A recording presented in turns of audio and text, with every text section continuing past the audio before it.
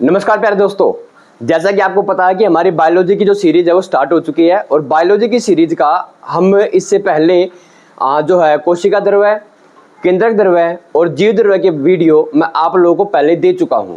अब आ गई है हमारी पार्ट नंबर 2 और पार्ट नंबर 2 में जो कि हमारा पार्ट है किसका सर, ये सेल के कोशिका अंग है। कोशिकांग के बारे में पहले बता चुका हूं मैं।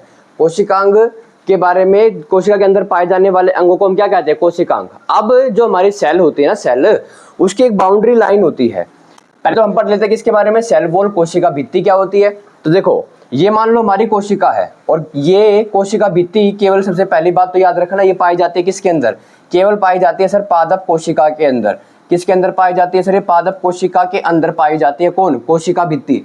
जंतु कोशिका के अंदर नहीं पाई जाती है, याद रखना। यही सबसे इंपॉर्टेंट क्वेश्चन बनता है यहाँ से, क्या निम्न में से क्या जंतु कोशिका के अंदर नहीं पाया जाता। सर पादप कोशिका नहीं पाई जाती, याद रखना, पादप कोशिका, ठीक है, या कोशिका, पादप कोशिका नहीं, कोशिका भित्ति। पादप कोशिका के अंदर पाई जाती है क्या, कोशिका भित्ति, सेल वॉल। इसके अंदर जो होती है ना हमारी सेल मेम्ब्रेन, एक और मेम्ब्रेन होती है जिसको बोलते हैं हम क्या, सेल मेम्ब्रेन, जिसका नाम होता है कोशिका झिल्ली।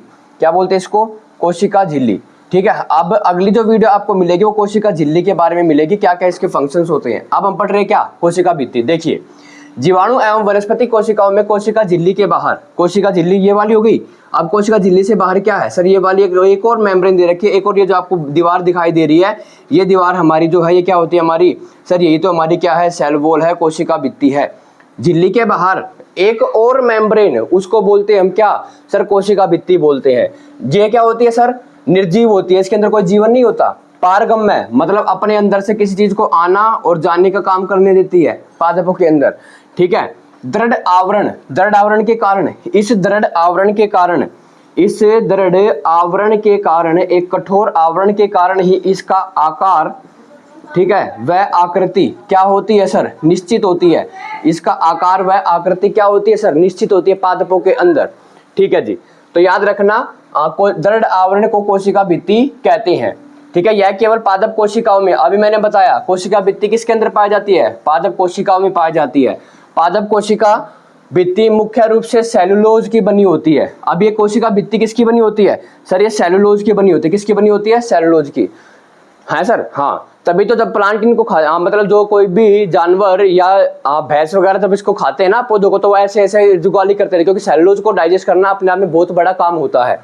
इसलिए पेड़ जो जंतु होते हैं, भैंस होती है, गाय होती है, वो क्या करते हैं, इन जो भी चारा खाते हैं उनको बाहर निकाल करके ऐसे जुगाली चबाते रहते हैं ऐसे, ताकि सेलुलोज का डाइजेशन जो है अच्छी तरीके से हो सके। तो याद रखना, जो मुख्य कोशिका भित्ति जो हमारी होती है वो किसकी बनी होती है, सेलुलोज की बनी होती है।